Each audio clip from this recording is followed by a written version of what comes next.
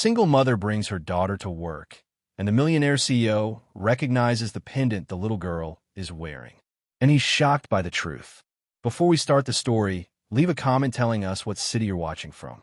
And at the end, don't forget to rate this story from 0 to 10. Enjoy the story. Mom, can I put my drawing in the window?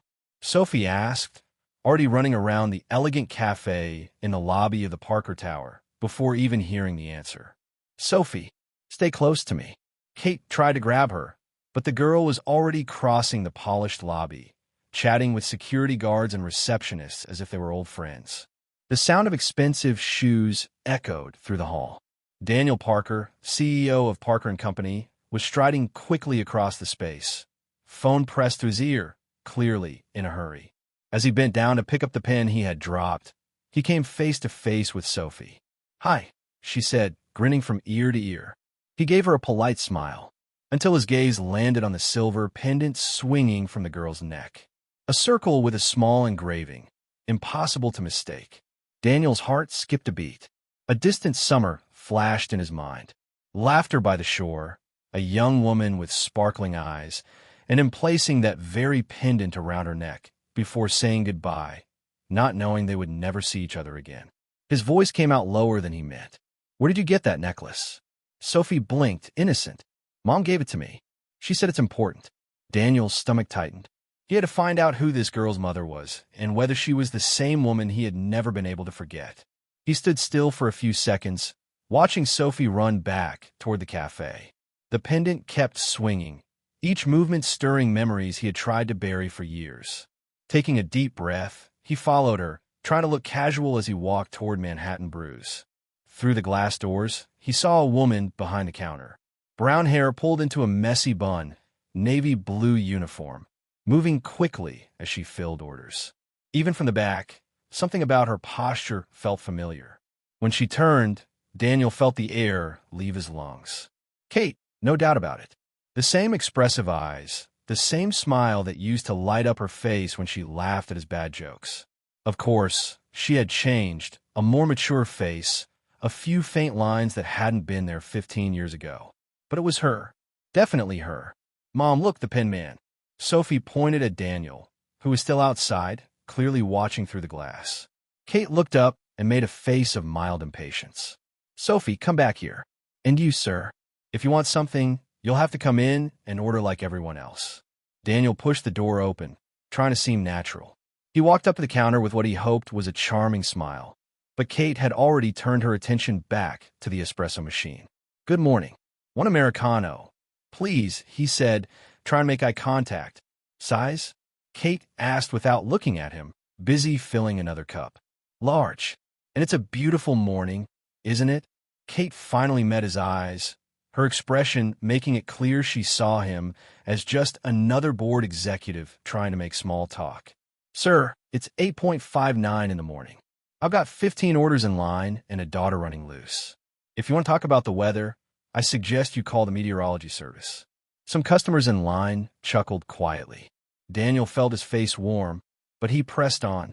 "Of course, sorry. It's just that your daughter is very sweet. She reminds me of 3.50. Kate cut him off, handing him the cup.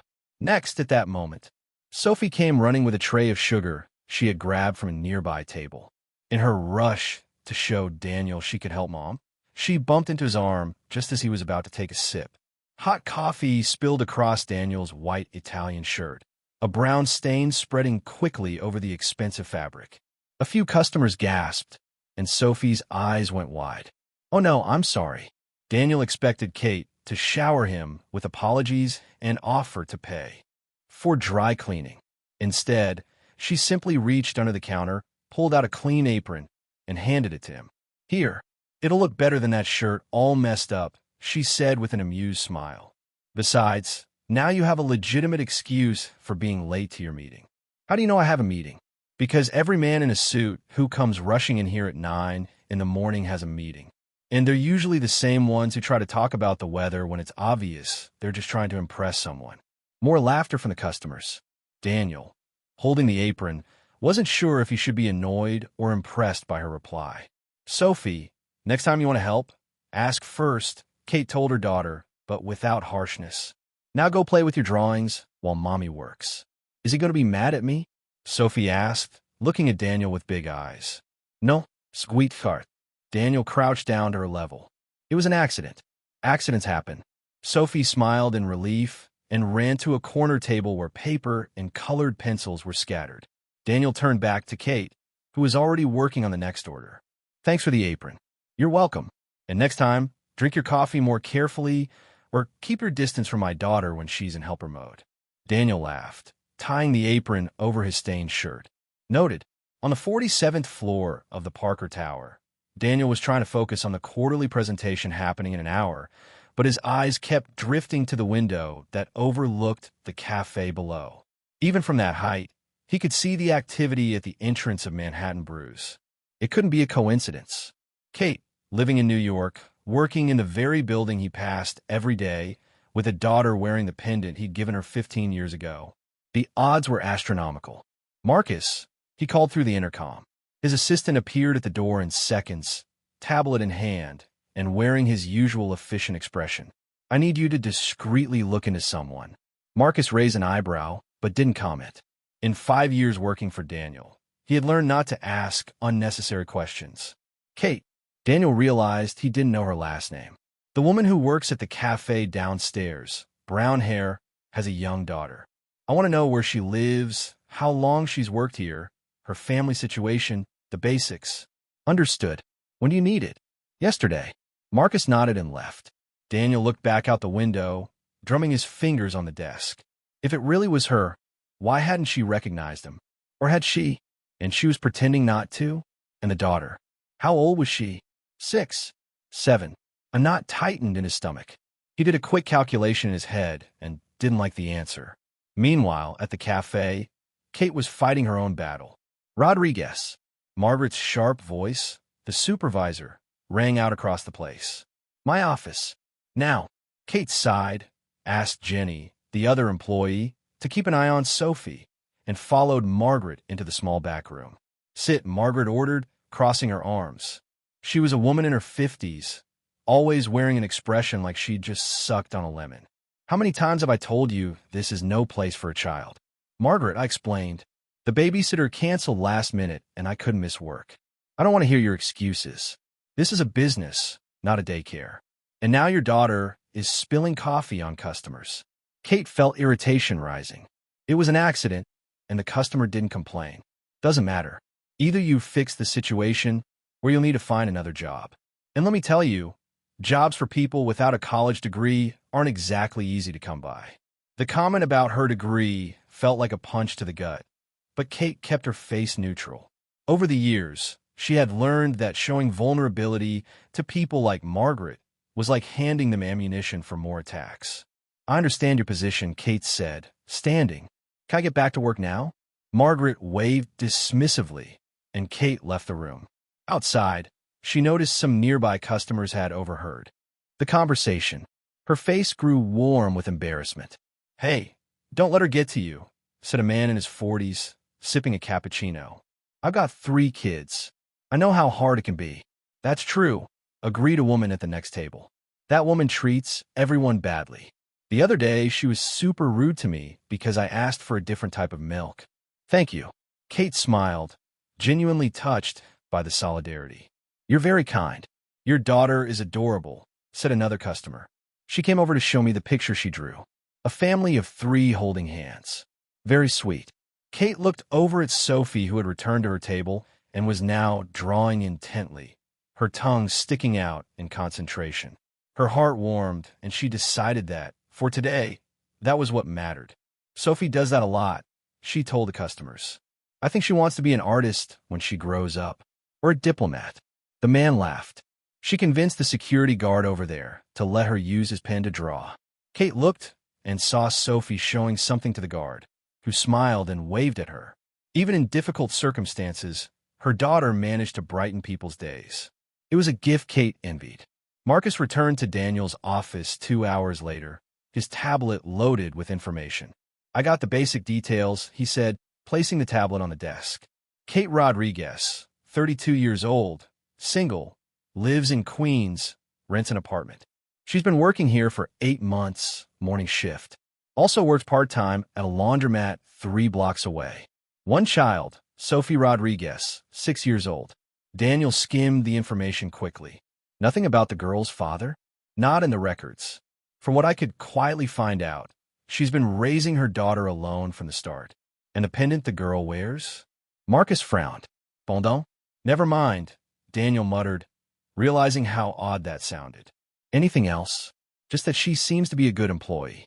Never missed a day, never late, and customers like her. Aside from today's incident with the supervisor. What incident? Marcus recounted the conversation he'd overheard about Margaret threatening to fire Kate because of her daughter. Daniel felt a pang of guilt since technically the whole thing had started when Sophie spilled coffee on him. Anything else? Only a personal observation. Marcus hesitated. This kind of digging into employees? It's not your usual style. Mind if I ask why? Daniel looked out the window again. Down below, he could see Kate wiping tables in the cafe's outdoor seating area, Sophie playing nearby. It's complicated, Marcus, and maybe I'm imagining connections that aren't there.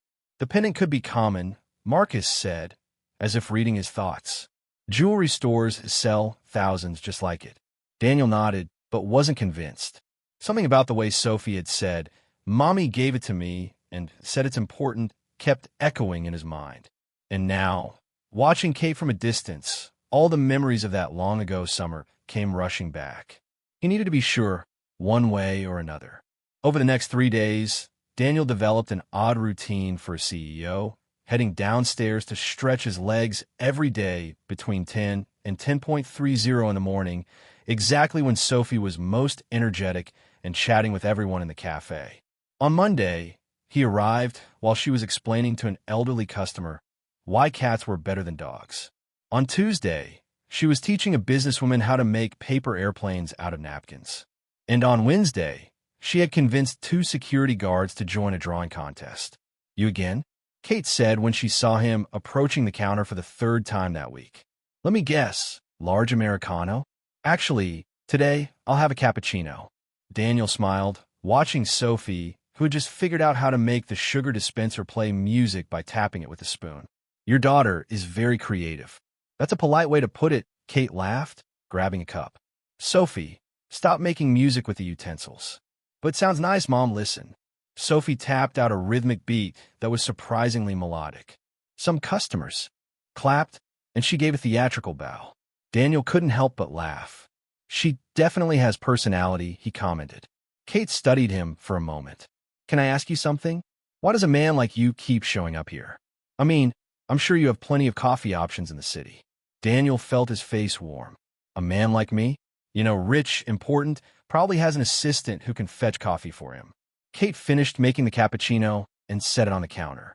5.75 as he reached for his wallet. Daniel tried to come up with an answer that wouldn't sound completely crazy.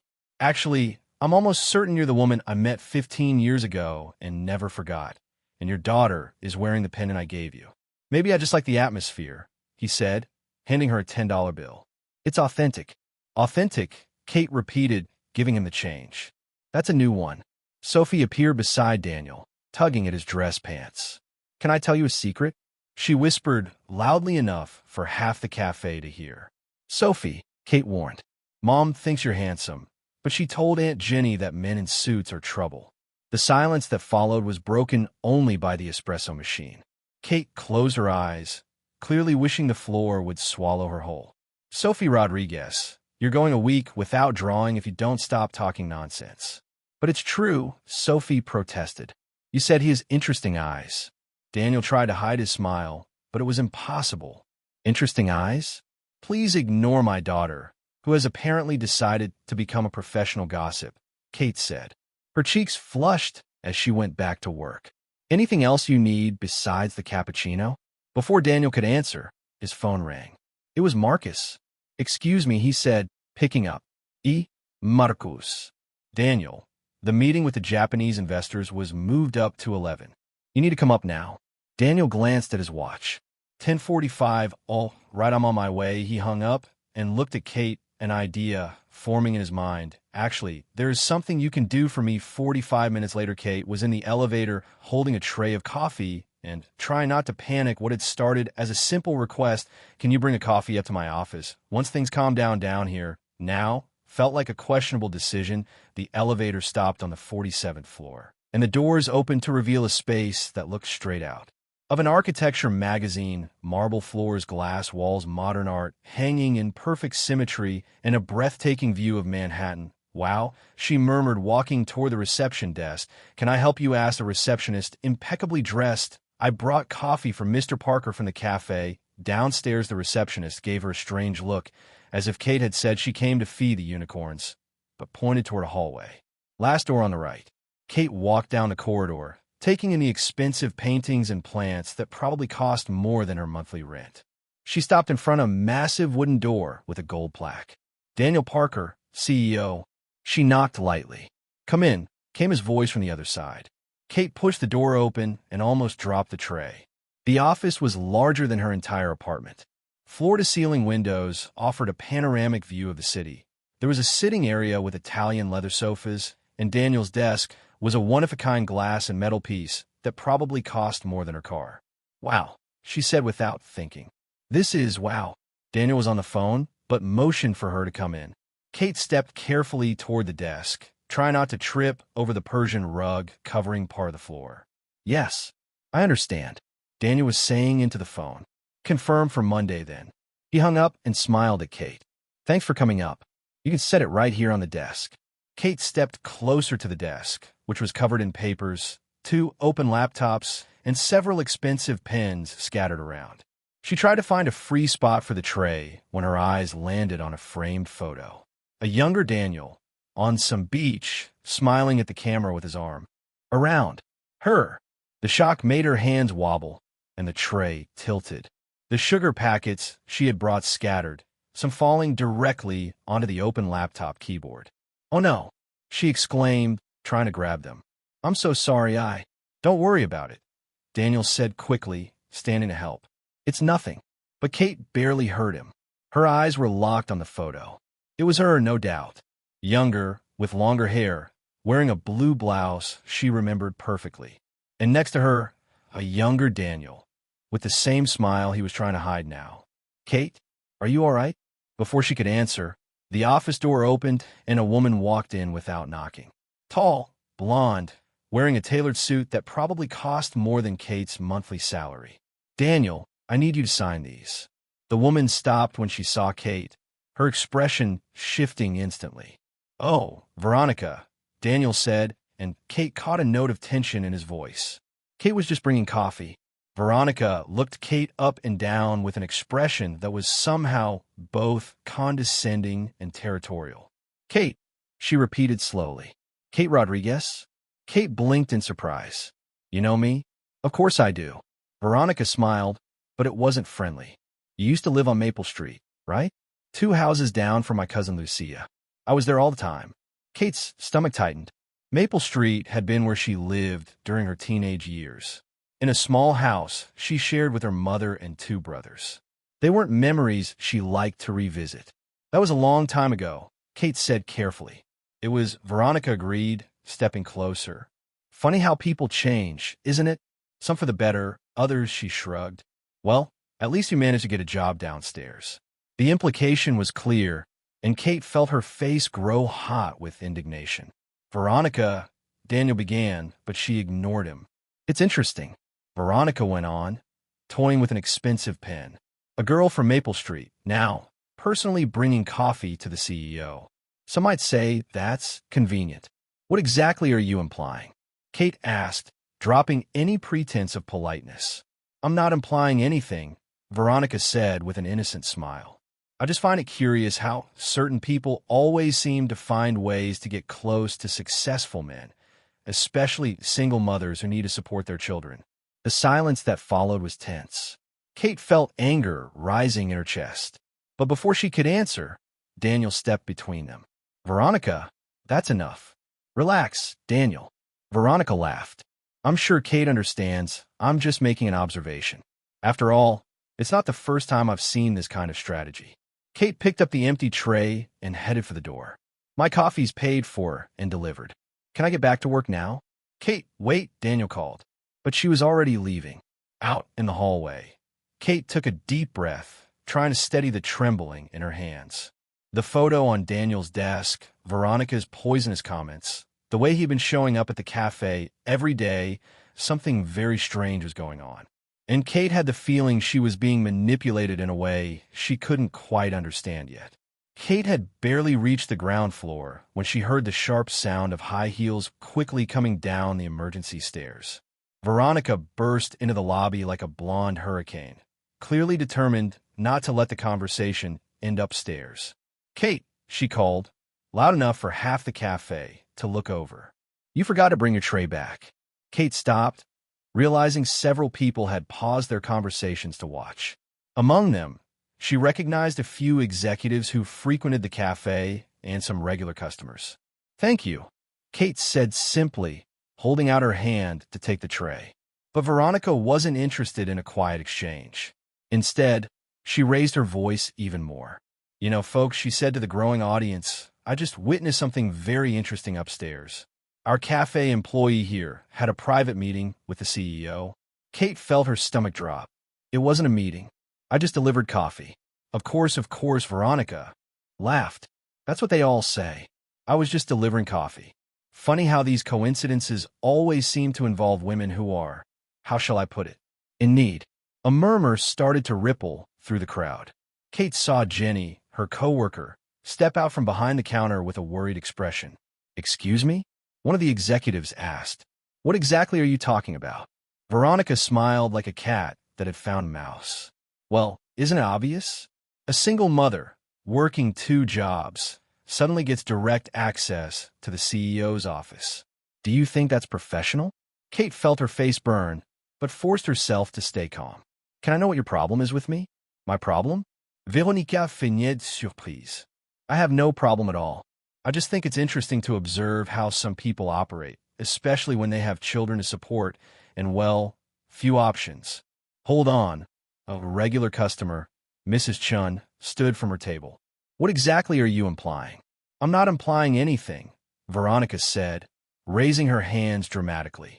"I'm just saying it's curious how certain women always find ways to get close to men with money, especially when they're desperate."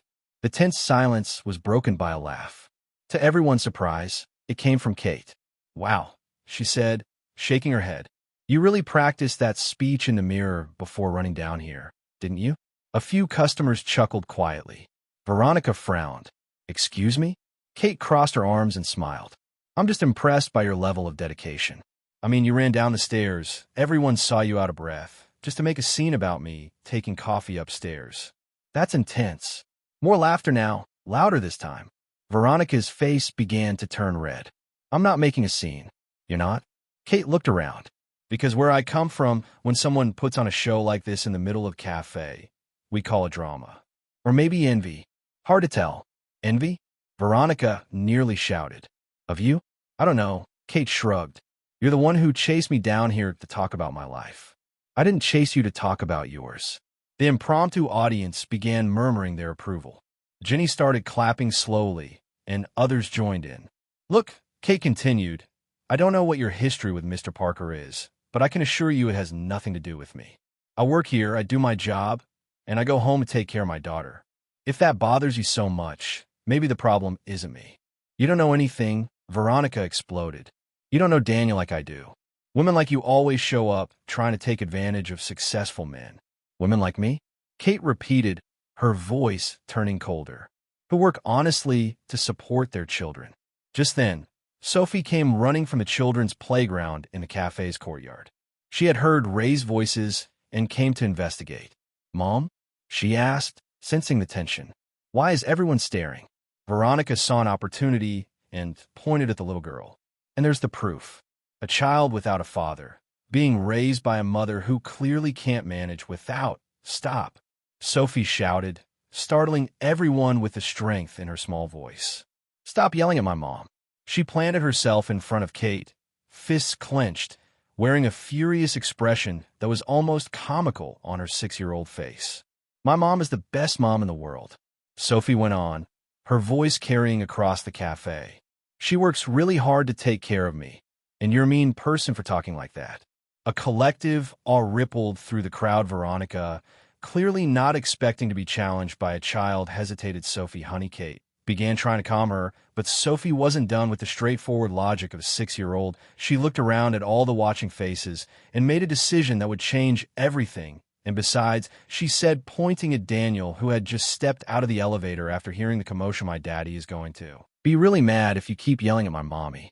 The silence that followed was absolute. Every person in the cafe turned to stare at Daniel, who froze in the middle of the lobby as if he'd been hit. Kate felt the blood drain from her face. Sophie, don't. Daddy? Veronica repeated, her voice shooting up an octave. Daddy? The murmuring spread through the cafe like wildfire. People began whispering urgently to each other, some pulling out their phones to record. Wait, one of the executives said slowly. Daniel Parker has a daughter? With a cafe employee? Another added, and never acknowledged her? A third voice asked, horrified. Daniel stood rooted to the spot, clearly in shock. His eyes moved from Sophie to Kate, then to the crowd of accusing faces around him. He began, but his voice faltered. This is disgusting, Mrs. Chun said, shaking her head. A rich man who won't even acknowledge his own child. What kind of person does that? Another customer chimed in. Sophie, realizing from the silence and the adult's expressions that she'd said something wrong, started to tear up. I just wanted her to stop yelling, she said softly. Kate crouched down and scooped Sophie into her arms, feeling the weight of all those stares. Daniel was still frozen in place, struggling to process what had just happened. I can't believe this, Veronica said, though now her voice had a different edge. She no longer sounded triumphant, just stunned. Daniel, is this true? All eyes turned to him. Kate could see the turmoil in his face, confusion, shock, and something else she couldn't quite place. Daniel looked from Sophie to Kate. It's not what it looks like. A wave of disapproval rose immediately from the crowd. Then what is it? A young executive demanded, because it looks like you have a 6-year-old daughter you've never acknowledged. And her mom's working down here serving coffee, a woman added, while you live in a penthouse. Daniel opened his mouth to explain, but Kate stepped forward. Come on, Sophie, she said, heading toward the exit. We're going home. Mom, Sophie whispered as they walked away. Did I mess up? Kate didn't answer. She couldn't, because as they crossed the lobby, feeling the sting of every pitying and judgmental glance, she knew her life and Sophie's had changed completely in a matter of seconds. And Daniel Parker, standing in the middle of the chaos, looked as lost as she felt. Kate had barely made it home when the doorbell rang. Peering through the peephole, she saw Daniel standing in the hallway of her building, clearly uncomfortable in the modest surroundings with its peeling walls. Mom, who is it? Sophie called, running from the living room where she'd been watching cartoons. Stay there, Kate said, opening the door just a crack. What do you want? We need to talk, Daniel said, glancing nervously around. Please, 5 minutes. Kate hesitated, then opened the door fully. Come in before Mrs. Carson from 3B starts asking questions. Daniel stepped into the small apartment, his eyes taking in everything. The cramped living room with its second-hand couch, the dining table that doubled as Sophie's homework desk, the damp stains on the walls half covered by her daughter's drawings. Have a seat, she said, motioning to the couch. Sophie, go play in your room for a bit. But I want to stay. Sophie protested. He's my friend. Now, Sophie. The girl pouted but obeyed, not before waving to Daniel, who waved back with a tense smile. Kate sat in the armchair across from him, arms crossed. Just say it. I have to be at the laundromat in 2 hours. Daniel took a deep breath. About what happened today at the cafe. Sophie's a child. Children say silly things. You don't need to worry. But now everyone thinks she's my daughter. Kate let out a humorless laugh. And the problem is that now my reputation is ruined. Everyone thinks I'm an irresponsible father who abandons his children. Oh, of course. Kate shook her head. That's what you're worried about. Your reputation. It's not just that. Daniel leaned forward. It's that. Look, I know this sounds crazy, but I need your help. Kate raised an eyebrow. My help? I need you to pretend to be my girlfriend for a month. The silence that followed was so complete you could hear Sophie humming in the bedroom. Kate blinked several times as if she were processing a foreign language. You what? Think about it, Daniel said quickly. If we say we're dating, that we're in a serious relationship, it explains everything. Sophie calls me dad because we're a family. You're not a single mom trying to take advantage of me, and I'm not an absent father. Kate stood up. You've completely lost your mind. Kate, listen. No. She pointed to the door. Get out of my house. I have enough problems without pretending to date some rich lunatic. Daniel stood up too. I'll pay you. That made Kate stop. What? I'll pay you well. $50,000 for the whole month. Just to pretend we're dating. Show up with me at a few events. Let a few photos circulate. Make everyone believe we're a happy couple. Kate felt the air leave her lungs. $50,000 was more than she made in 2 years working both of her jobs. You're serious? Completely. Think of the possibilities. You could pay off debts, maybe even go to college. Sophie could have a better life. Kate slowly sat back down. Why me? Why not hire a professional actress? Daniel hesitated. Because Sophie already called me dad. People already believe the story.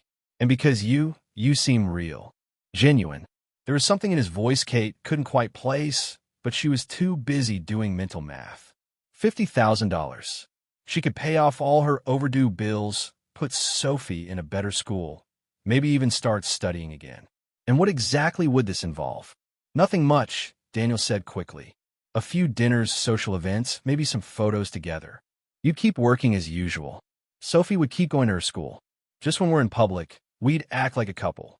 And sleeping arrangements. Where would we stay? In our own homes. We'd only see each other when necessary. Kate bit her lower lip, thinking, 1 month. 30 days. After that, we break up amicably and go our separate ways.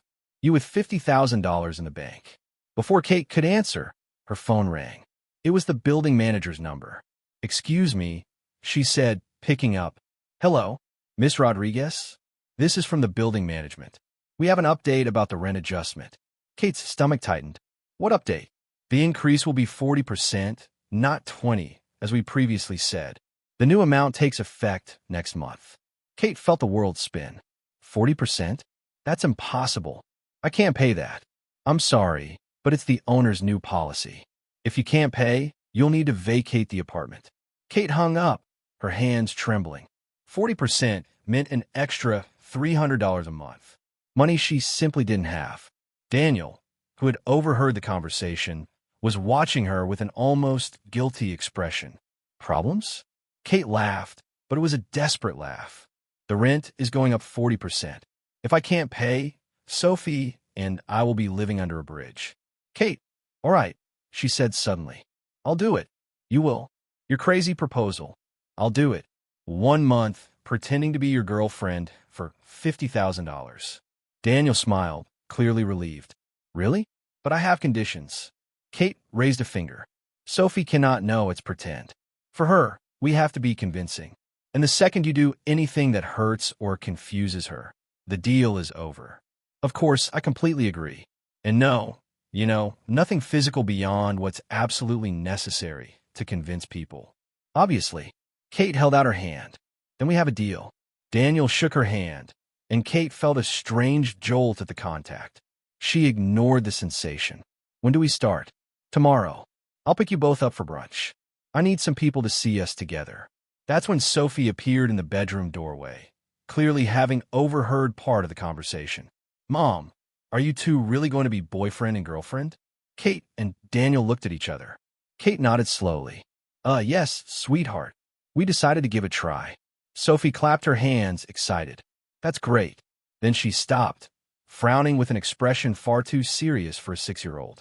But wait, if you're dating, where is everyone going to sleep? Kate felt her face grow warm. What do you mean, honey? Well, on TV, when people date, they live in the same house. So, is he going to sleep here on our couch? Or are we going to sleep at his place? Because I saw in a magazine that rich people's houses have pools, and it would be amazing to swim every night.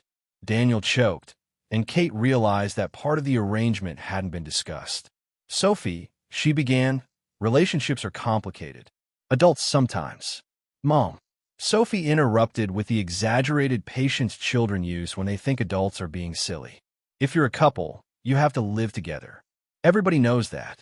Kate glanced at Daniel, who looked just as lost as she did. She's got a point, he said slowly.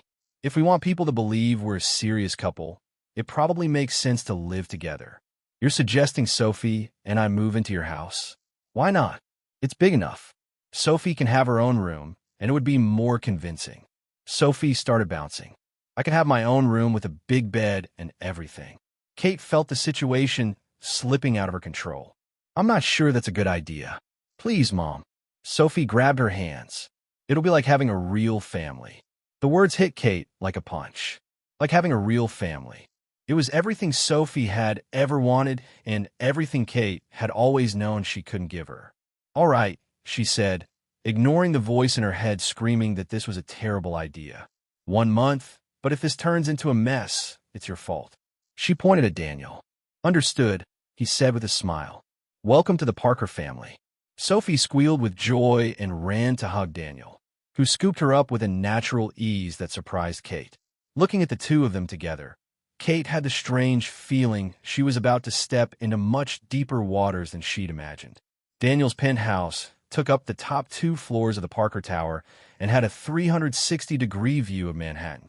Kate stood in the entryway for a moment, holding the 2 suitcases that contained her and Sophie's entire lives, trying to process that they would be living there for the next 30 days. Mom, look.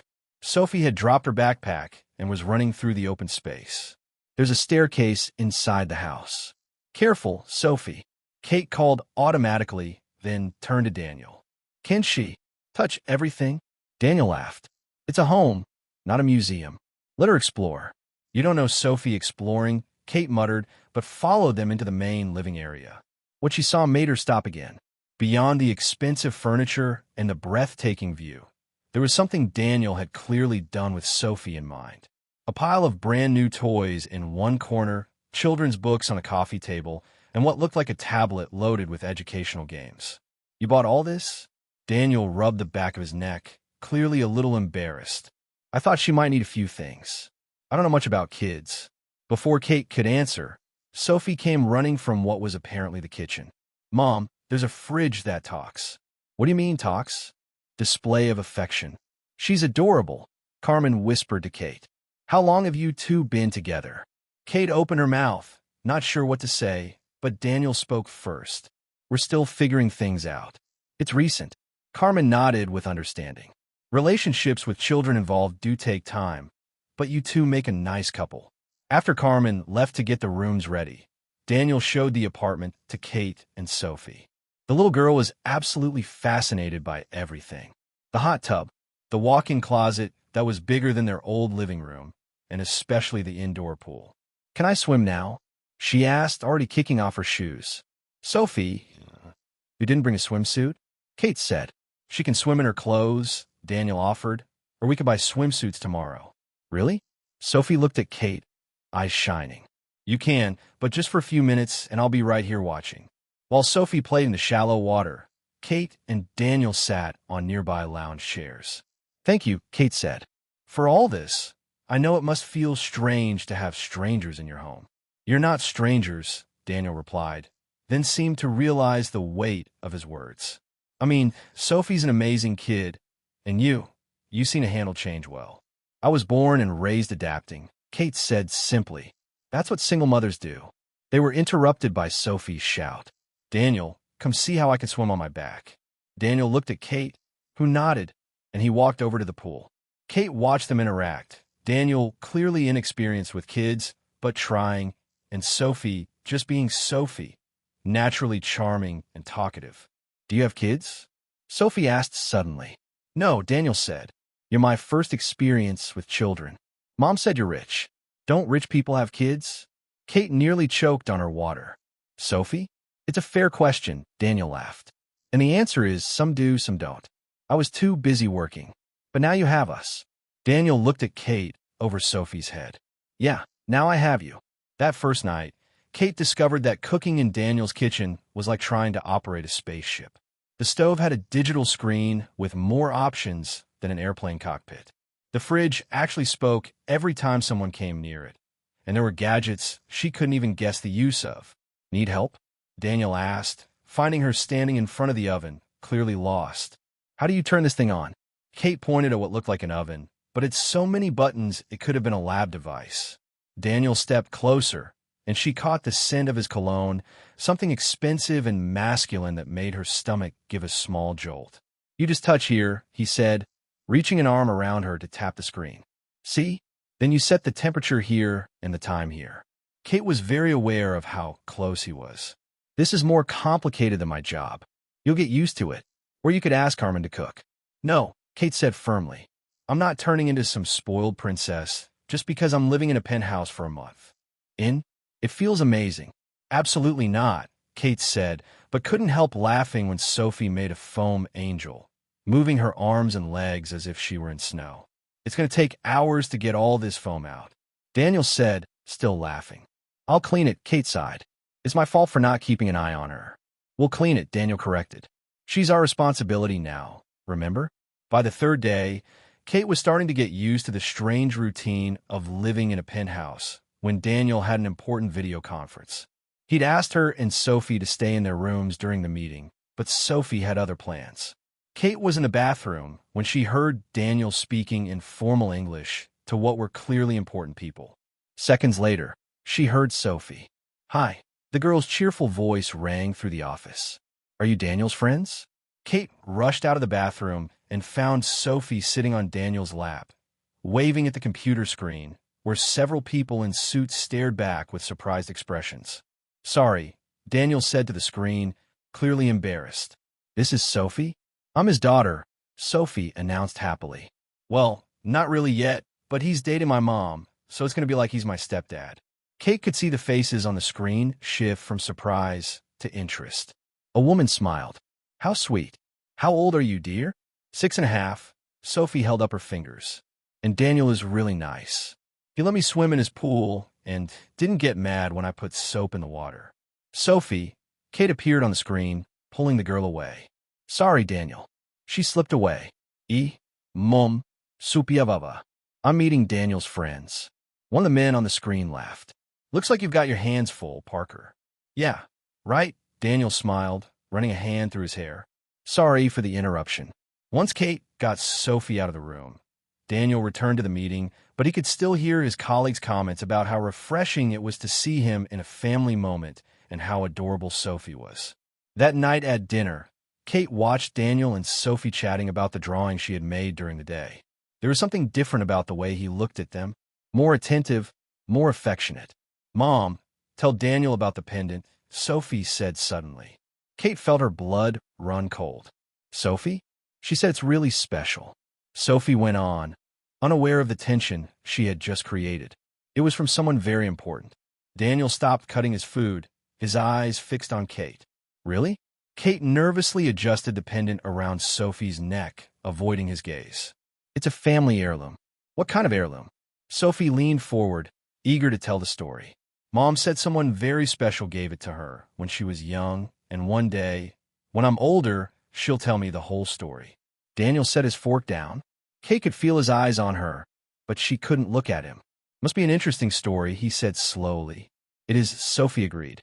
Mom always gets this strange look when she talks about it, like she's sad and happy at the same time. Kate finally met Daniel's eyes and saw something there that made her heart race.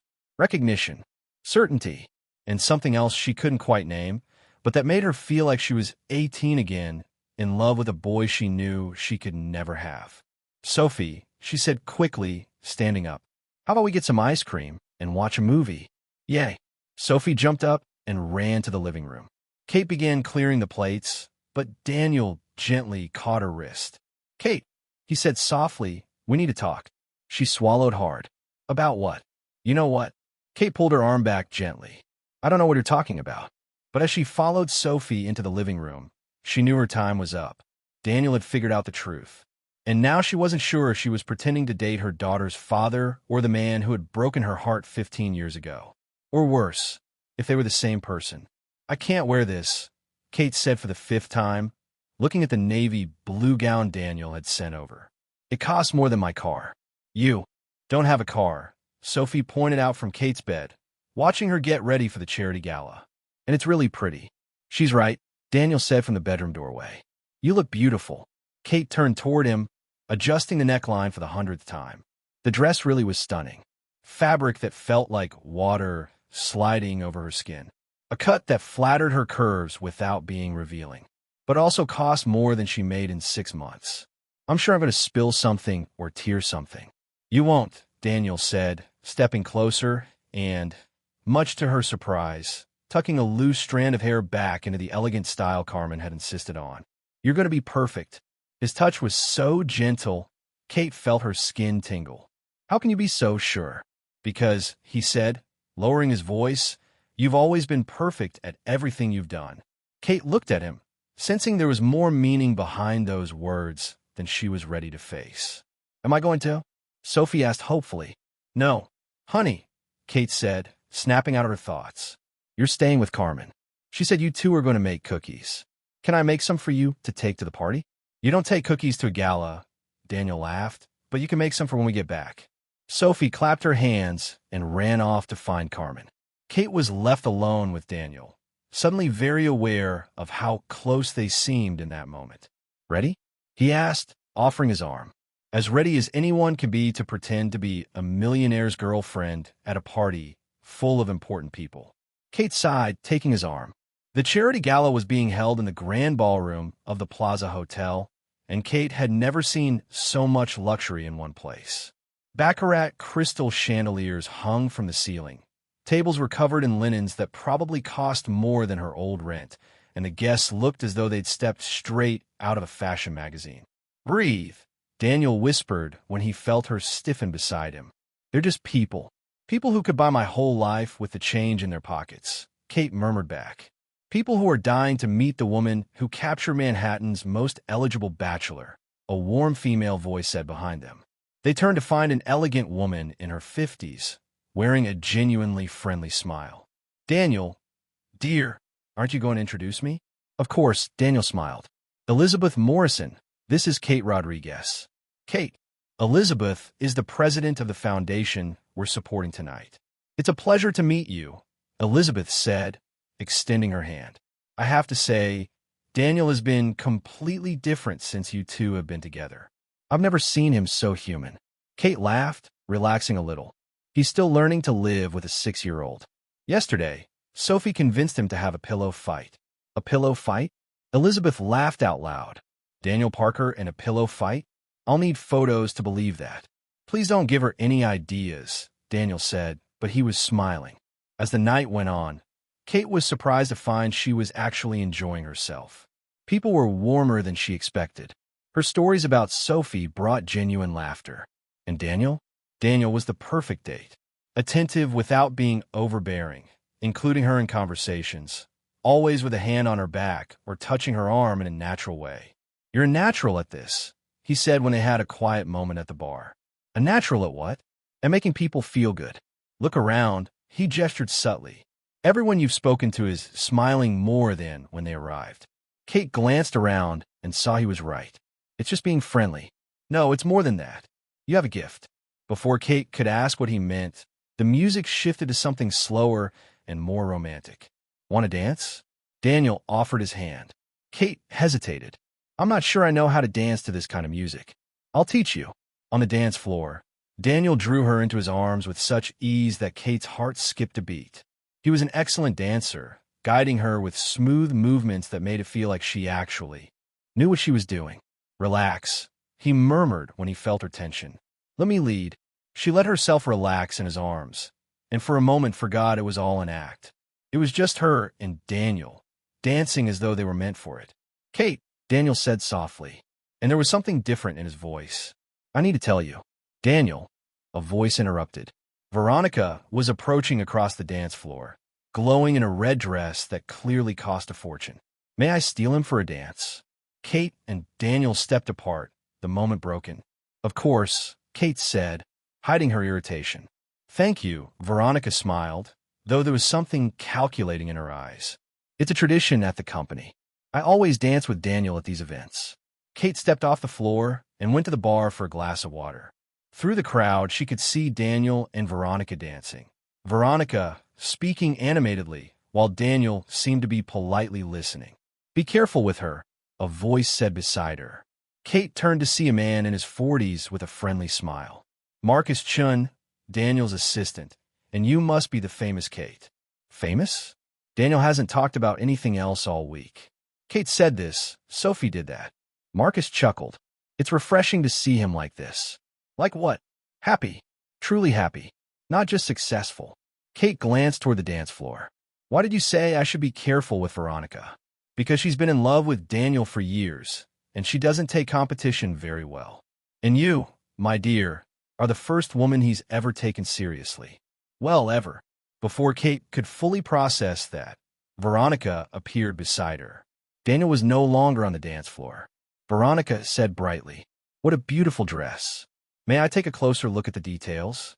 Kate frowned, confused, but turned so Veronica could see the back of her dress. That's when she felt a sharp tug. Ouch! She turned and saw that one of Veronica's bracelets had snagged the delicate fabric, tearing it from the shoulder almost down to the waist. "Oh no!" Veronica exclaimed theatrically. "How did that happen? What a shame." Kate could feel eyes on her from all around, with a few people whispering. The dress was clearly ruined, and now her back was basically exposed, in the middle of a high-society gala. "These things happen," Kate said, keeping her voice steady despite the heat of humiliation in her cheeks. "Accidents happen. Maybe you should head home," Veronica suggested with fake concern. "It can't be comfortable staying like that." Kate felt anger rising, but before she could respond, she remembered something. The silk scarf Carmen had insisted she bring in case it got chilly. She had left it on the table, you know, what Kate said loudly enough for several people to hear. "You're right. This is uncomfortable." She walked to her table, grabbed the golden scarf, and in front of at least 50 people tied it creatively around her torso, turning the ruined dress into something that looked intentional. The gold silk contrasted beautifully with the navy blue, creating a unique, elegant look. "There," she said, returning to where Veronica stood. "Much better. Thanks for the suggestion." The people nearby started clapping. A woman stepped forward. "Dear, that's brilliant. Where did you learn to do that?" "Necessity," Kate smiled. "When you have a 6-year-old daughter and a tight budget, you learn to improvise." More applause followed. Soon, Kate was surrounded by people asking about her styling techniques and praising her creativity. In the crowd, she caught a flash from a camera. "Sorry," said the photographer, a young man with a press badge. "For the Times Society column. May I have your name?"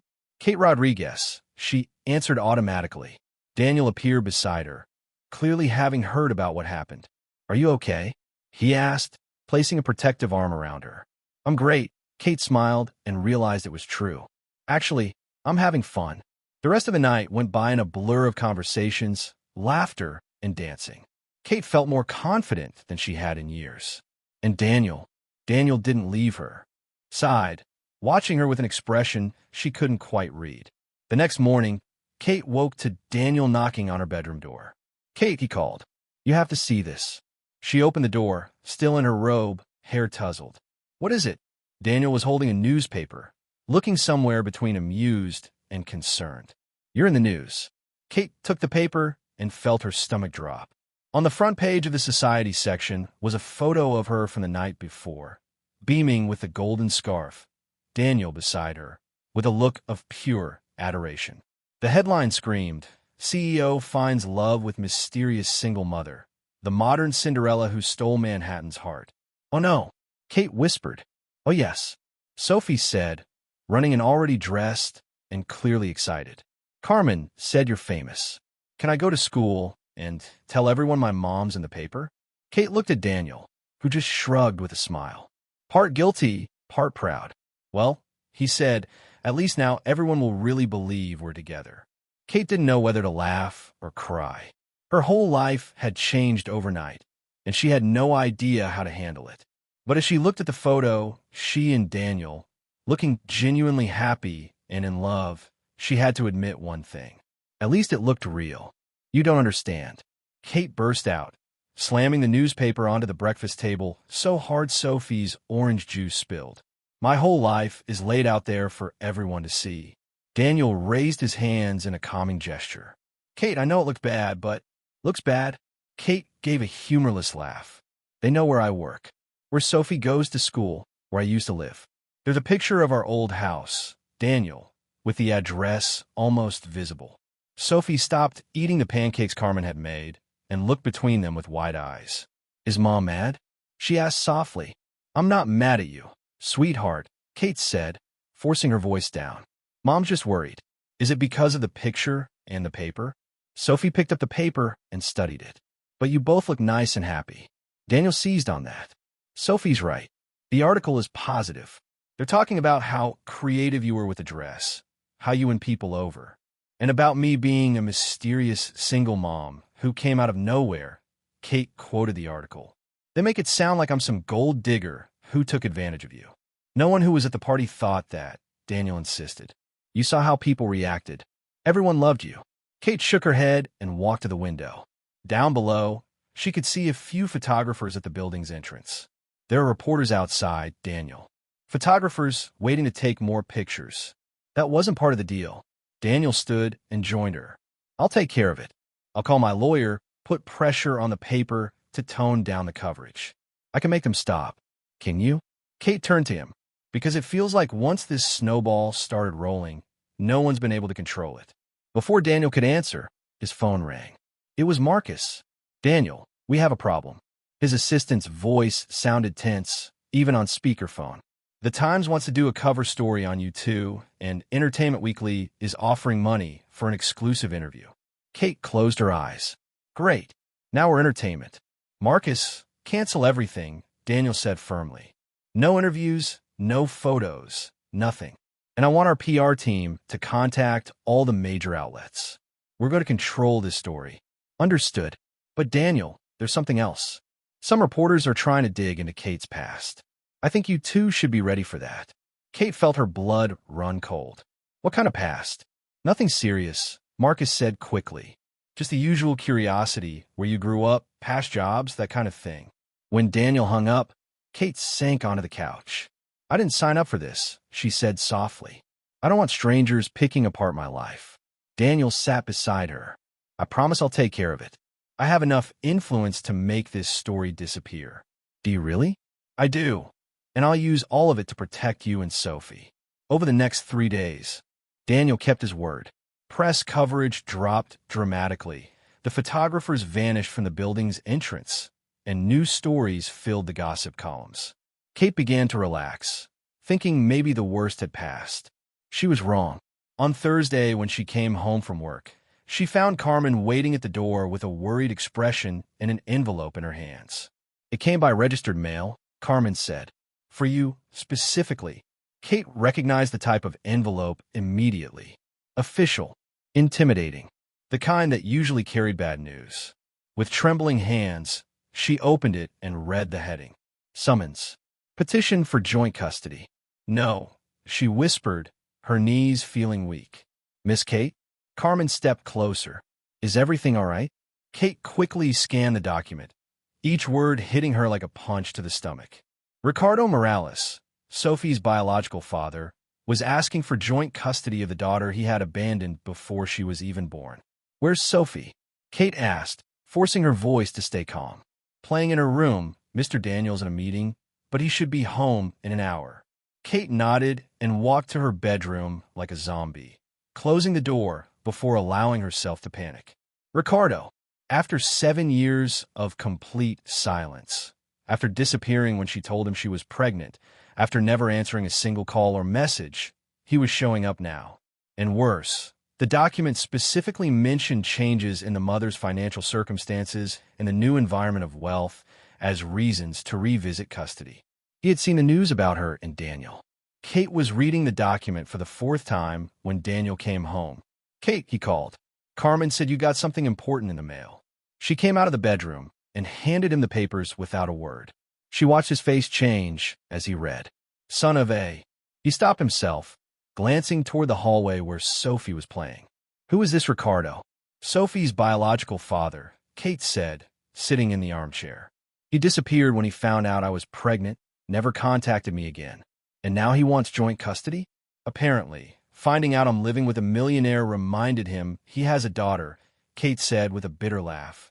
Or that a daughter could be profitable. Daniel sat on the sofa across from her, still scanning the document. This is ridiculous. He abandoned Sophie. No, Judge. You don't know the system, Daniel, Kate interrupted. Biological fathers have rights, even when they're terrible people, and he has a good lawyer from the looks of it. How do you know? Kate pointed to the letterhead on the page. Chapman and Associates. They're expensive. Very expensive. Someone's paying for this. Daniel frowned. You think? Before he could finish the question, the intercom rang. Carmen answered. Mr. Daniel? Her voice sounded nervous. There's a man downstairs saying he needs to speak to Miss Kate about Sophie. He doesn't seem well. Kate and Daniel exchanged glances. It was almost midnight. What's his name? Daniel asked. Ricardo Morales. And he's agitated, Mr. Daniel. The doorman wants to call security. Kate felt fear rise in her throat. He shouldn't be here. He has no right to show up unannounced. Daniel was already picking up the phone. Don't let him up. I'm coming down. No. Kate grabbed his arm. I'll go. I'm the one he wants to talk to. Absolutely not. Not after midnight. Not in the state Carmen described. They were interrupted by Sophie coming out of her room, rubbing her eyes. Why are you yelling? She asked. And who's on the intercom? Kate and Daniel froze. How could they explain to a 6-year-old that the father she had never met was at the door, drunk? Before either of them could answer, the intercom rang again. This time, it was the doorman's voice, clearly alarmed. Mr. Parker, the man got into the building. I think he followed someone in. He's coming up the stairs. Call the police, Daniel ordered. Now, but it was already too late. They heard heavy footsteps in the hallway, then pounding on the door. Kate, Ricardo's voice echoed in the hall. I know. You're in there. I came to get my daughter. Sophie hid behind Kate, clearly frightened. Mom, who is that man? More pounding on the door, now harder. Kate, open this door. Ricardo shouted, his voice slurred from alcohol or drugs. You think you can hide my daughter from me? You think just because you're living with some rich guy, you can keep me from seeing her? Daniel positioned himself between Kate, Sophie, and the door. Stay behind me. He whispered. I saw the pictures. Ricardo kept yelling. My daughter in the paper, living in a penthouse. You had no right. She's my daughter. Sophie started crying softly. Mom, I am scared. Kate scooped Sophie into her arms, her heart pounding so hard she was sure the little girl could hear it. Carmen, take Sophie to your room and lock the door. Kate said quickly, I don't want to go. Sophie sobbed. I don't want the angry man to take you away. The pounding grew more frantic. Open this door, or I'll break it down, Ricardo roared. I came to get what's mine. You can't hide her from me forever. Daniel grabbed the phone and called building security directly. Penthouse apartment. We have an agitated man trying to break in. Where's the police? On the way, Mr. Parker. 2 minutes. 2 minutes that felt like forever, with Ricardo shouting threats outside, Sophie crying in Kate's arms, and Daniel standing like a guard between his makeshift family and the danger. When they finally heard sirens and police voices in the hallway, Kate knew her life had changed forever again. And this time, she wasn't sure Daniel or anyone could protect them from what was coming. Ricardo's shout stopped abruptly when the officers' voices echoed in the corridor. Kate heard a commotion outside, orders being given, Ricardo mumbling protests, and finally the sound of handcuffs. Mr. Parker? An authoritative voice called from the other side. NYPD. Is everything okay in there? Daniel looked at Kate, who was still holding a trembling Sophie before moving toward the door. We're fine, he answered, but I won't open until I know he's been taken away. Understood, sir. The individual is in custody. We'll need a statement. 15 minutes later, when they finally opened the door, Kate's legs nearly gave out in relief. Ricardo was gone, leaving only 2 uniformed officers in the hall. Mrs. Rodriguez? The older officer asked.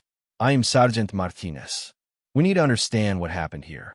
Over the next hour, Kate explained about the court summons, Ricardo's abandonment, and his sudden reappearance.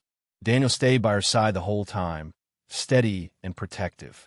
Mr. Morales was clearly under the influence, the sergeant noted. He'll spend the night in jail. We'll file for a temporary restraining order, but you need to see a lawyer first thing tomorrow. After the officers left, the penthouse felt strangely quiet. Sophie had stopped crying, but she still clung to Kate as if her life depended on it. "Can I have a glass of water?" Sophie asked in a small voice.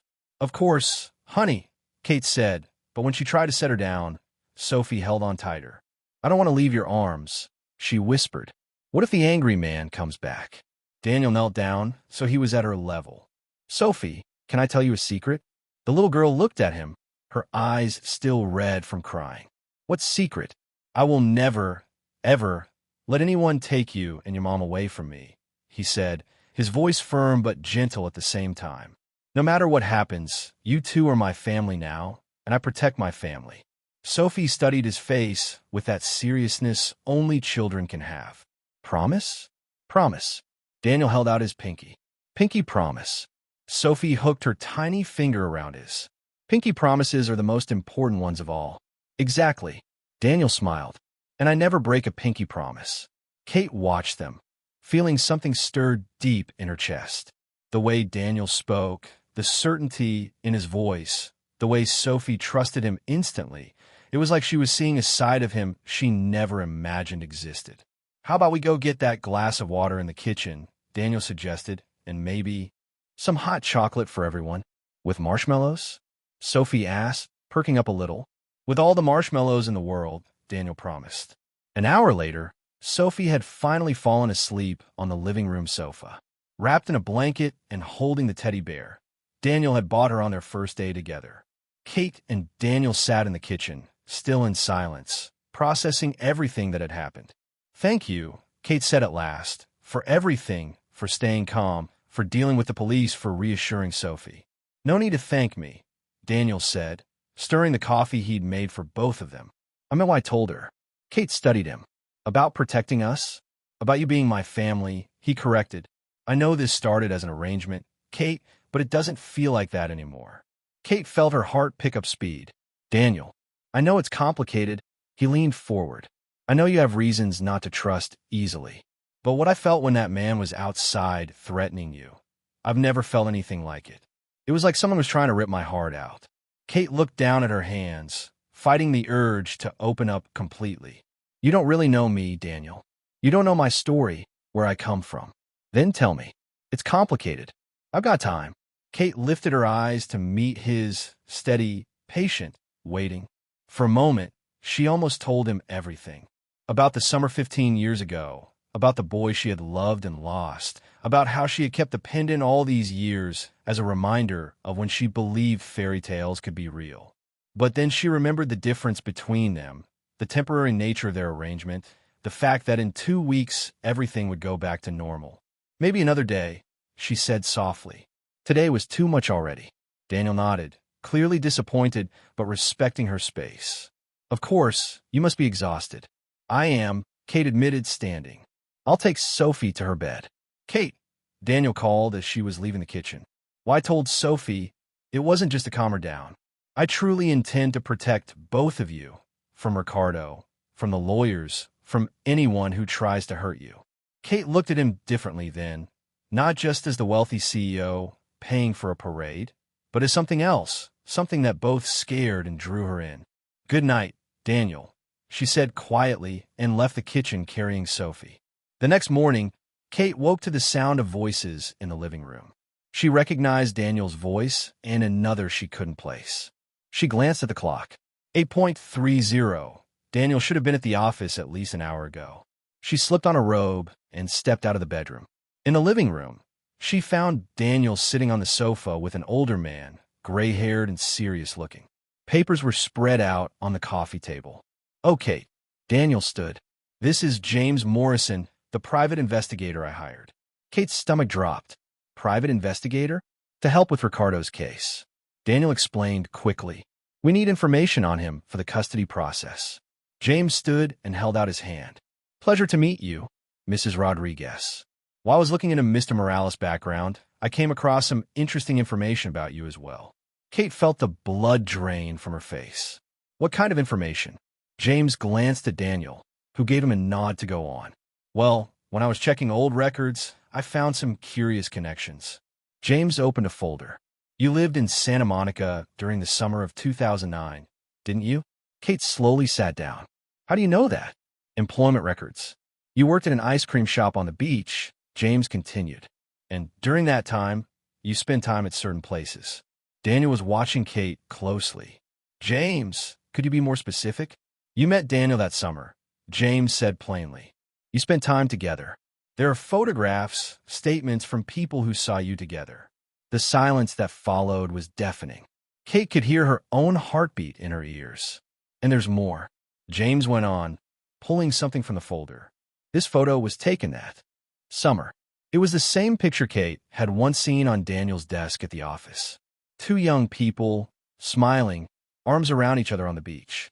But this time, she could clearly see the pendant Daniel was putting around her neck. The same pendant your daughter wears today, James concluded. Daniel turned to Kate, his expression a mix of realization and relief. You knew, he said quietly. From the very first day, you knew who I was. Kate closed her eyes. There was no escaping the truth now. Yes, she whispered. I knew. Why didn't you say anything? Kate opened her eyes and met his gaze. Because you were Daniel Parker, a millionaire CEO, and I was Kate Rodriguez, a single mom serving coffee, because 15 years had passed, and we were completely different people by then. Are we? Daniel asked, standing and moving toward her. Because when I look at you, I see the same girl who made me laugh until my stomach hurt. The same one who stayed up all night talking about dreams. The same one you left behind when that summer ended. Kate interrupted, the old hurt rushing back. The same one who waited for a phone call that never came. Daniel stopped in front of her. Kate, do you want to step out? James asked awkwardly. Yes, Kate and Daniel said at the same time. Once James left, they just stared at each other. 15 years of unspoken history hanging in the air. We need to talk, Daniel said. Yes, Kate agreed. We do. But before either of them could say more, Sophie came running in from the kitchen, still in her pajamas. Good morning, she said brightly. Carmen's making butterfly-shaped pancakes. Come see. Kate and Daniel exchanged a look. The conversation would have to wait. But now, at least, there were no more secrets between them. Daniel spent the rest of the day planning how he would tell Kate everything. After that morning's revelation, he knew he had to explain why he never reached out, why it had taken him so long to acknowledge her, and most of all, how his feelings had grown from simple nostalgia into something much deeper. He had arranged a special dinner in the penthouse. Sophie would spend the night at a school friend's house. Carmen would prepare Kate's favorite dish, and he would finally be honest about everything. About the summer of 2009, about how he had never been able to forget her, about how finding her again felt like fate. But Veronica had other plans. Kate was at the cafe finishing her afternoon shift when Veronica walked in, wearing a look that mixed triumph with fake concern. Kate, dear, she said, sitting at one of the empty tables.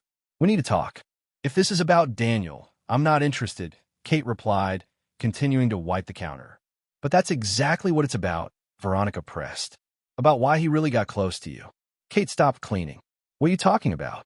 Do you really think it was a coincidence? Veronica laughed. Daniel Parker, the most calculating man I know, just happening to show up at the cafe where you work, suddenly taking an interest in you and your daughter out of nowhere? I don't know what you're talking about. Veronica leaned in. He's always known who you were, Kate, from the very first day. He had you investigated before you two ever met. Kate's stomach tightened. That's a lie. Is it? Veronica pulled some photos from her purse. These came from his private investigator's file. Pictures of you from 15 years ago, records from the summer you spent together, all documented before he ever set foot in Manhattan Brews. Kate took the photos with trembling hands. They were of her, young, smiling on the beach with Daniel. But there was a date stamped in the corner, 2 weeks before Daniel had appeared at Manhattan Brews. I don't understand. He felt guilty, Kate, Veronica said with mock sympathy, for leaving you that summer. We found out you had a daughter, that you were struggling. He decided to help out of obligation. Obligation? A kind of debt of gratitude. Veronica shrugged. You were special to him that summer, so he felt he owed you something. The fake relationship, letting you stay in the penthouse. It's all part of him feeling better about himself. Kate felt the world spin. You're lying. Am I? Veronica stood up. Then why didn't he ever tell you he knew who you were from the very beginning? Why put on this whole act of finding out this morning? Kate couldn't answer. Veronica's questions echoed her own doubts, fears she had tried to bury over the past few weeks. Think about it, Kate, Veronica went on. A man like Daniel Parker, used to having any woman he wants, suddenly falls for a waitress? Or is he trying to make up for a past mistake? Get out, Kate whispered. I'm only trying to protect you from bigger humiliation, Veronica said, walking toward the door. Because when he gets tired of playing the hero, you'll end up right back where you've always been. And then, who's going to explain that to Sophie? Kate worked the rest of her shift on autopilot, Veronica's words still echoing in her mind. When she got to the penthouse, Daniel was waiting in the living room with flowers and an eager smile. How was your day? He asked, leaning in to kiss her cheek. Kate pulled back. I need to pack my bags. What? His smile vanished. Why? Because I found out the truth, Kate said, heading upstairs. About you looking into my life before you ever showed up at the cafe. Daniel followed her. Kate, I can explain. Explain what? She turned to him. That was all a lie from the start? That you only got close to me out of guilt? It's not like that. No. Kate started tossing clothes into her suitcase. Then why didn't you tell me you knew who I was? Why pretend to be surprised this morning? Daniel ran his hands through his hair. Because I wanted to be sure, and because I didn't know how to explain without making you think exactly what you're thinking right now. That you're with me out of pity? Out of obligation? Kate let out a bitter laugh. That's exactly what I'm thinking. Kate, please listen. No, she shouted. I'll listen too much. I believe too much. I'll let Sophie get attached too much. As if on cue, Sophie appeared in the doorway, her eyes wide. Mom, why are you yelling? She asked softly. Kate forced herself to lower her voice. We're leaving, sweetheart. We're going back home. But why? Sophie looked between Kate and Daniel. Did we do something wrong? No, honey. Kate knelt down in front of her daughter. We just can't stay here anymore. Sophie began to cry. But I like living here. And I like Daniel. He promised he'd never let anyone take us away from him. Kate's heart broke. Sometimes people change their minds, Sophie. I haven't changed my mind, Daniel said. Desperately, Sophie, your mom's just confused. We can talk and work this out. No, we can't, Kate said, standing and lifting Sophie into her arms. Some things can't be fixed, Daniel. 2 hours later, they were back in their small apartment, and Queen Sophie had cried the entire cab ride. And now she was sitting on her bed, drawing silently. Kate was in the kitchen trying to make dinner with trembling hands when she found a folded piece of paper on the counter. It was one of Sophie's drawings. Her, Daniel, and Kate holding hands with a big yellow sun above and red hearts all around. On the back, in careful, childlike handwriting, it said, For Daniel, if you don't like us anymore, that's okay. Sometimes adults change their minds. But I like you a lot. You're the best borrowed dad I ever had. Thank you for being nice to me and my mom. Love, Sophie. Kate sat down on the kitchen floor and cried harder than she had in years, because Sophie had lost another father figure, because she had let her heart open again, and because, deep down, part of her still wanted to believe Daniel was real. But wanting to believe and being able to believe were very different things, and Kate had already learned, in the most painful way possible, that fairy tales don't exist in real life. Daniel was in the most important meeting of the quarter when Marcus rushed into the conference room, interrupting his presentation to the Japanese investors. Daniel, I'm sorry, but it's an emergency, Marcus whispered urgently. Kate got served with a court order. The custody hearing is today in 1 hour. Daniel stopped mid-sentence, the numbers on the screen instantly meaningless. Today, Ricardo filed for an emergency motion. He claimed Kate's living with you in a way that's not appropriate for a child, and that she's keeping him from seeing his daughter. The investors murmured among themselves, clearly confused by the interruption. Daniel looked at them, then at Marcus, and made the easiest decision of his life. Gentlemen, he said, closing the laptop, I'm going to have to reschedule this meeting. Marcus, clear my calendar. Daniel, the Japanese CEO, protested, This presentation is crucial. And my family is more important, Daniel replied, already walking out of the room. Marcus, where's Kate right now? On her way to court, alone.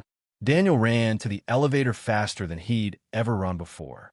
The Manhattan family court was crowded when Daniel arrived, out of breath and still wearing his suit from the meeting. He scanned the hallway until he found Kate sitting on a bench with Sophie beside her, both looking small and vulnerable in the intimidating setting. "Kate," he called, rushing toward them. Kate looked up, surprised and clearly shaken. "Daniel, what are you doing here?" "I came to help," he said, kneeling in front of Sophie. "How are you two doing?" "Scared," Sophie admitted. "The angry man wants to take me away from Mom." "That's not going to happen," Daniel said firmly. "I promise." Kate shook her head. "Daniel, you don't understand. His lawyer is very good. They're using our situation as proof that I'm an unfit mother." "What do you mean?" "They're saying I exposed Sophie to unstable relationships, that I moved from place to place chasing rich men." Kate swallowed hard. "And technically, they're not wrong about the instability." Before Daniel could answer, a court officer appeared. "Case Rodriguez versus Morales. Hearing in 5 minutes." Daniel stood. "I'm going in with you." "You can't," Kate said. "You're not family." "Then I'll watch from the gallery," Daniel insisted. "I'm not letting you face this alone." The hearing was a nightmare. Ricardo's lawyer painted Kate as an irresponsible mother who dragged her daughter from one man to another, using Sophie as a way to get money and stability. He presented tabloid photos, the records of her move into the penthouse, and even the incident from the night before as proof that Kate put Sophie in dangerous situations. Kate tried to defend herself, but she was clearly nervous, and her answers came out jumbled. Ricardo, sober and well-dressed, played the role of the regretful father who wanted to rescue his daughter from an unstable life.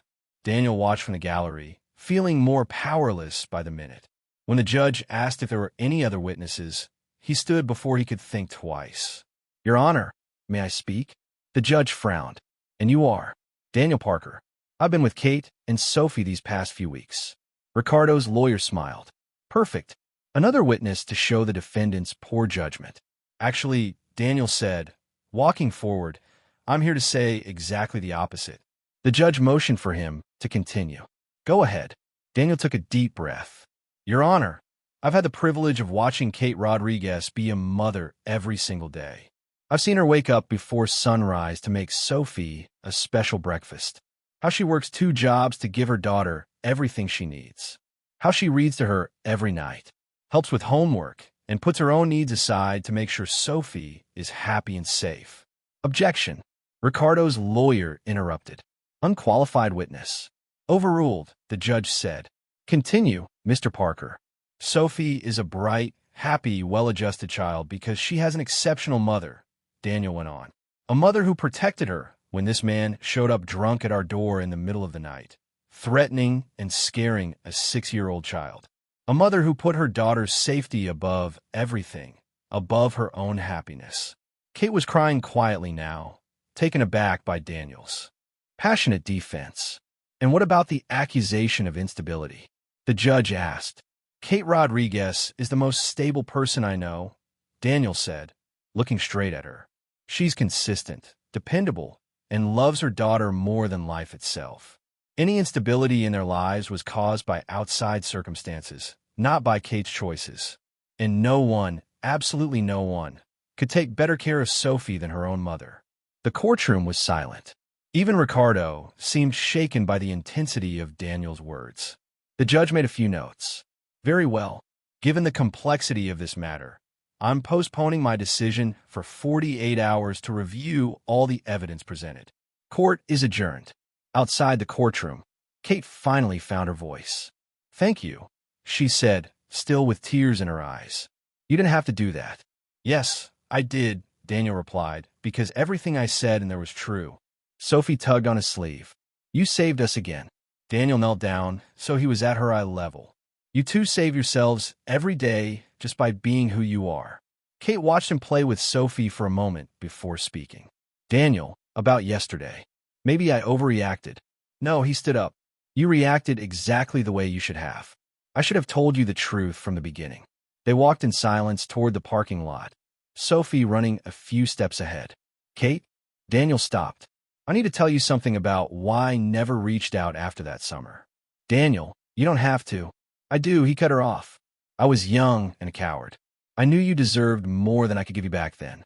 I told myself I was protecting you, but really I was just being selfish. Kate looked him in the eyes. I have a confession, too. I recognized you the first day you showed up at the cafe. You did? You've changed, of course, but your eyes? They're exactly the same, she said with a sad smile. I thought about staying away, pretending I didn't know you, but I was going through a rough time, and when you offered me this opportunity, you decided to pretend you didn't know me. It was easier, Kate admitted. Safer.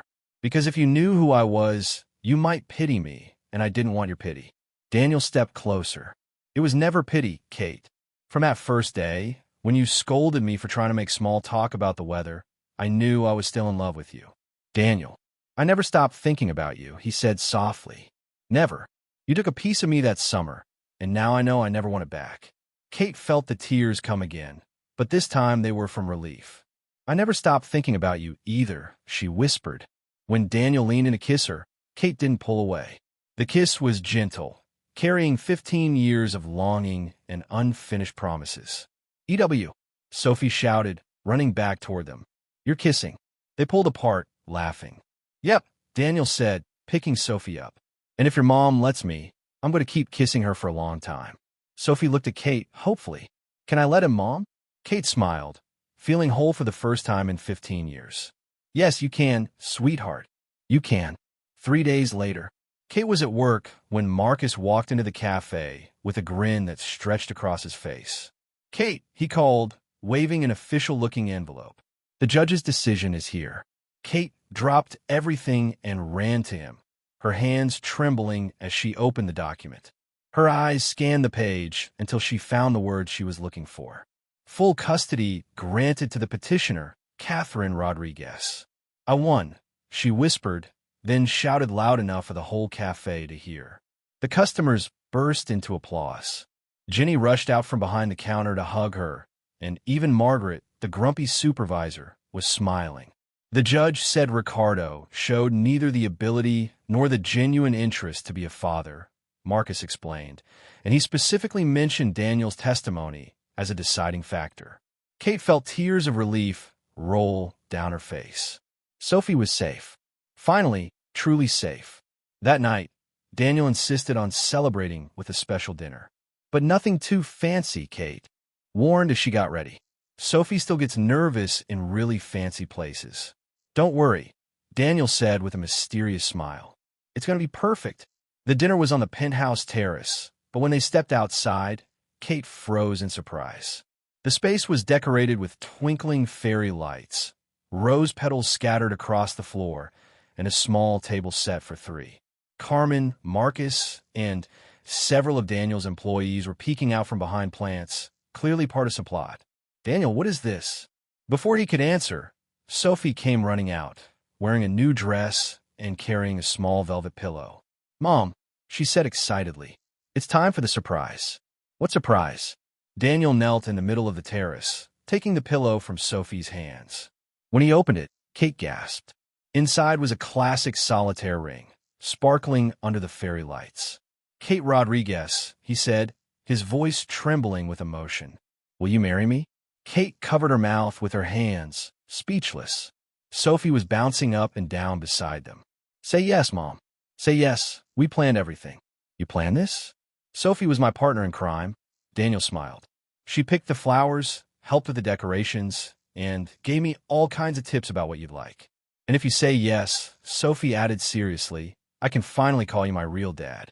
Kate looked at Daniel, still on one knee, then at Sophie's glowing face, and finally at the hidden employees, all silently cheering her on. Yes, she whispered, then louder. Yes.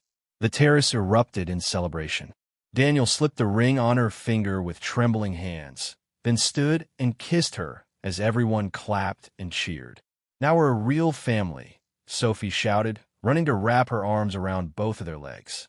6 months later, on that same terrace now decorated with white and gold flowers, Kate walked toward the makeshift altar where Daniel was waiting. Sophie, as the flower girl, scattered petals in front of her, taking her role very seriously. The ceremony was small and intimate, just family and close friends. When it was time for the vows, Daniel took Kate's hands and spoke the words he had practiced for weeks. Kate, 15 years ago, I gave you a pendant as a keepsake from a perfect summer. I didn't know then that you would not only keep my pendant, you would keep my heart forever. Kate laughed through her tears. And I promise never again to pretend I don't know you. When the justice of the peace pronounced them husband and wife, and Daniel kissed her, Sophie couldn't hold back. Okay, so can I ask for a brother now? She called out right in the middle of the kiss. The whole gathering burst into laughter. Kate and Daniel pulled apart, laughing too. Sophie? Kate protested, but she was laughing so hard she could barely speak. It's a valid question, Daniel said, scooping Sophie up. What do you think, Mrs. Parker? I think you two are going to drive me crazy. Kate smiled, her eyes shining with happiness. The music started, a lively tune Sophie had picked because it was good for dancing, and soon the three of them were in the middle of the improvised dance floor, spinning and laughing as the guests joined in. Daniel twirled Kate, then lifted Sophie high in the air, making her burst into giggles. When the song changed to something slower, they danced together. Daniel holding Kate in his arms with Sophie balanced between them on her stepfather's feet. I love you, Kate whispered in Daniel's ear. I love you both too, he replied. Forever. Forever is a long time, Sophie said seriously. It's not long enough. Daniel and Kate answered at the same time, then laughed at their perfect timing.